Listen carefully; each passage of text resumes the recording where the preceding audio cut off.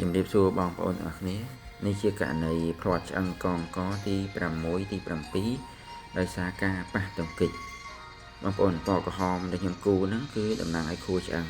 ព្រោះនេះជារូបភាពថត CT scan យើងអត់ឃើញខួរទេបងប្អូនអញ្ចឹងកាលណាមានផ្លាត់នៅឆ្អឹងកងកវាធ្វើឲ្យប៉ះពាល់ទៅលើខួរឆ្អឹងនឹងឯងបងប្អូនតែកាលណាផ្លាត់ទៅវាប៉ះទៅលើខួរឆ្អឹងគឺស្ដែងចេញជាសញ្ញាធ្វើឲ្យអ្នកជំងឺទុនអវយវៈទាំងដៃទាំងជើងបងប្អូន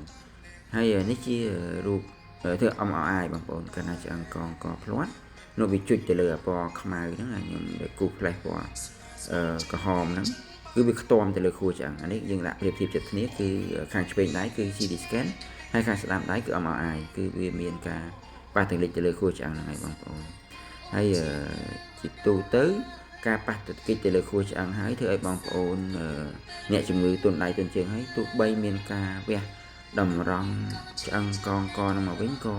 ខួរឆ្អឹងហ្នឹងវាមិនអាចវិលមករកស្ថានភាពប្រក្រតី 100% ដែរបងប្អូនវាតែងតែបន្សល់នៅផលលំបាកគឺអ្នកជំងឺនឹងមានអាការៈទុនដៃទុនជើងហ្នឹងបងប្អូនមិនអាចវិលមករកស្ថានភាពប្រក្រតីវិញបាននោះទេហើយនេះជារូបភាពនៃការវះតម្រង់ឆ្អឹងកង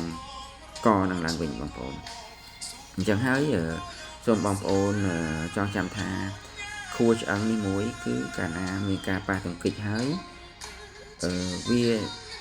មានការលំបាកនិងវិលមករកស្ថានភាពប្រក្រតីវិញណាបងប្អូនបាទអញ្ចឹងសូមបងប្អូន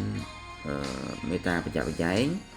កុំឲ្យមានការប៉ះទង្គិចទៅលើឆ្អឹងកងខ្នងព្រោះកាលណាប៉ះទង្គិចលើឆ្អឹងកងខ្នងធ្វើឲ្យរបួសទៅលើខួរឆ្អឹងអញ្ចឹងបងប្អូនទោះបីមានការព្យាបាល